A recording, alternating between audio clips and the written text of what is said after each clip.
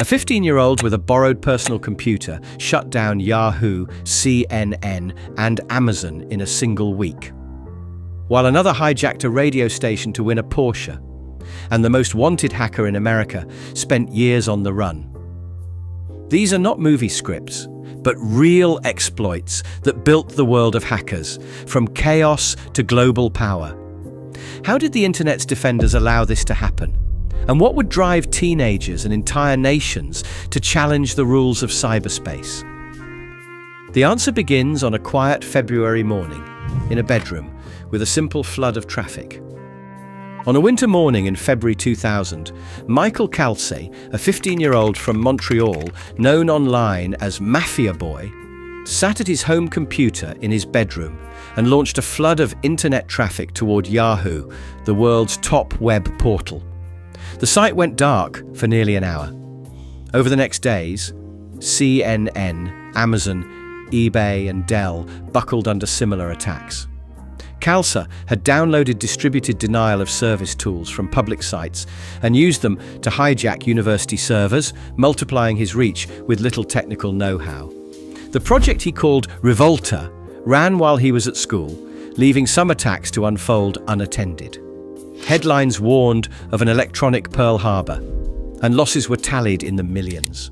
Investigators traced his boasts on IRC and linked him to details only the attacker could know. Calce was arrested later that year.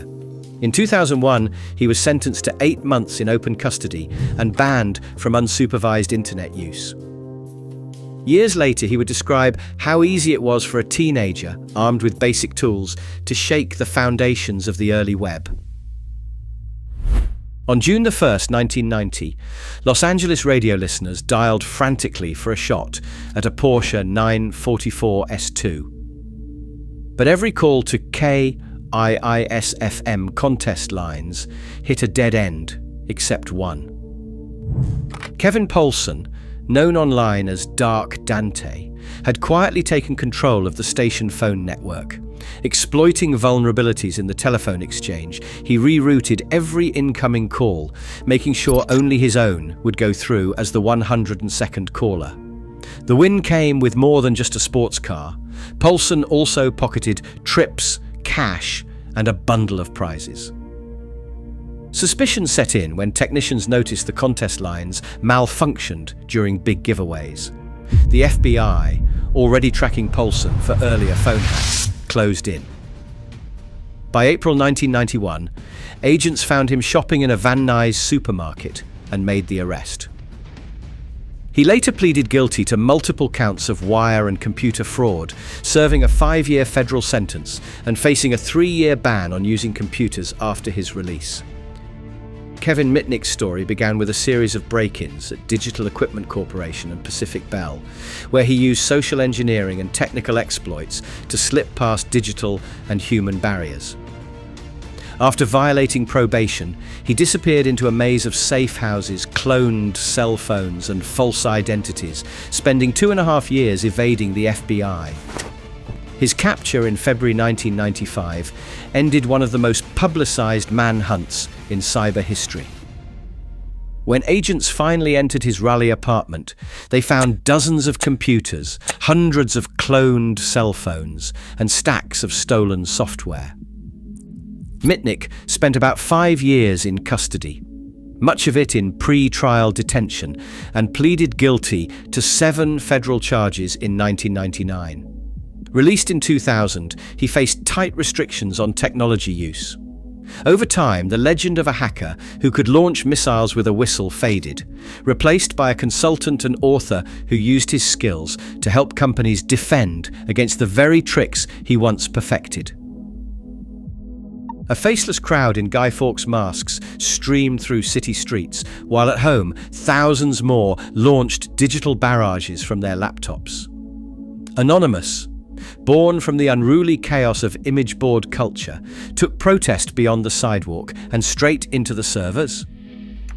In 2008, Project Chanology targeted the Church of Scientology with a mix of distributed denial of service attacks, prank calls, and coordinated demonstrations in over 100 cities. The mask became a symbol, part joke, part warning, of a new kind of activism that blurred the line between civil disobedience and outright disruption. By 2010, Anonymous had set its sights on a new target. When Visa, MasterCard, and PayPal blocked donations to WikiLeaks, Operation Payback was unleashed. Anyone could join. All it took was downloading the low-orbit ion cannon, a tool so simple that even first-timers could flood payment sites with traffic. But the promise of anonymity was an illusion. The tool broadcast real IP addresses with every attack, leaving digital fingerprints in server logs. Law enforcement moved quickly. Raids and arrests followed, as police traced the supposed swarm of masked protesters back to ordinary homes.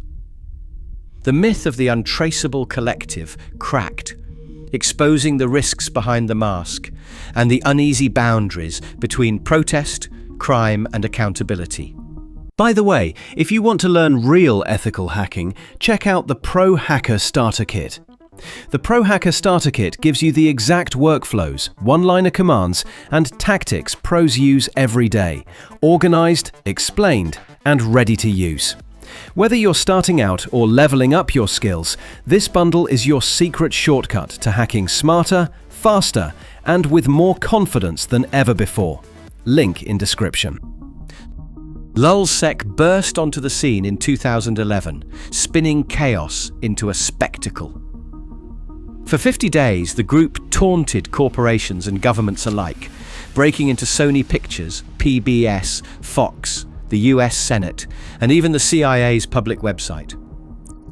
Their attacks relied on familiar flaws, SQL injection, reused passwords, and unpatched systems. But what set LulzSec apart was their tone. Every breach was served with a side of mockery, broadcast in real time on Twitter, and wrapped in the language of internet in-jokes.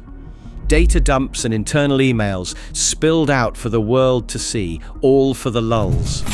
Behind the curtain, the group's supposed leader, Hector Monsegur, known as Sabu, was already in FBI custody. After connecting to IRC from his home IP address, Sabu had been identified and arrested in June 2011. Facing a long prison sentence, he agreed to cooperate. For months, Sabu remained active in chat rooms, logging conversations and steering operations while the FBI watched. The group kept up its bravado, unaware that every message was being recorded. In March 2012, coordinated arrests in the US and UK swept up the core members. LulzSec's downfall became a lesson in trust and operational security. Even the loudest voices can be undone by a single insider and a few careless mistakes. Albert Gonzalez operated in the shadows of the payment data economy, where the right exploit could turn a single line of code into a mountain of stolen cash. Between 2005 and 2007, Gonzalez and his crew broke into the networks of major retailers and payment processors, including TJX Companies and Heartland Payment Systems. Their method started with SQL injection, a simple but devastating way to trick vulnerable web applications into handing over the keys to the kingdom. Once inside, they planted custom sniffer malware deep within payment networks. Every time a credit or debit card was swiped, the malware quietly collected card numbers, PINs, and track data, funneling the information to remote servers controlled by the group. The stolen data, more than 170 million card numbers, was sold on underground forums, fueling a global market for counterfeit cards and fraudulent purchases. The profits were enormous. When law enforcement closed in, agents seized $1.6 million in cash from Gonzalez, including more than $1 million buried in his parents' backyard. In 2010, he was sentenced to 20 years in federal prison, one of the harshest penalties ever handed down for cybercrime in the United States. Gonzalez's operation forced banks and merchants to rethink payment security and led to sweeping changes in industry standards. His story stands as a stark reminder that in the digital age, a single breach can ripple through the world's financial systems, driven not by politics or protest, but by the lure of easy money. Lazarus Group stands apart from every hacker before them, not for their technical tricks, but for the weight of their targets and the questions they raised. In November 2014, the world watched as Sony Pictures' servers were erased, unreleased films leaked, and thousands of private emails spilled online. US agencies named North Korea as the likely culprit, pointing to the country's anger over a satirical film. The fallout was immediate: cancelled releases, public apologies, and a scramble to rebuild crippled networks. 2 years later, the same group struck the heart of the global banking system. Using stolen credentials and custom malware, attackers gained access to Bangladesh Bank's SWIFT terminal, sending fraudulent payment instructions that drained $81 million from an account at the Federal Reserve Bank of New York. Only a typo and quick action by other banks prevented the loss of nearly $1 billion. In May 2017, Lazarus unleashed WannaCry, ransomware powered by a leaked NSA exploit. Within days, more than 300,000 computers in more than 150 countries were locked, from British hospitals to German railways. The ransom demands were small, but the chaos cost billions. Attribution to North Korea remains a matter of high confidence, not absolute proof.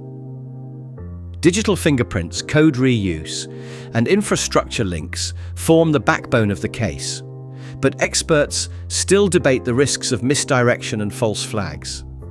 What is clear, the Lazarus Group's attacks blurred the line between crime, protest, and cyber war, turning the keyboard into an instrument of state power and making every connected system a potential front line.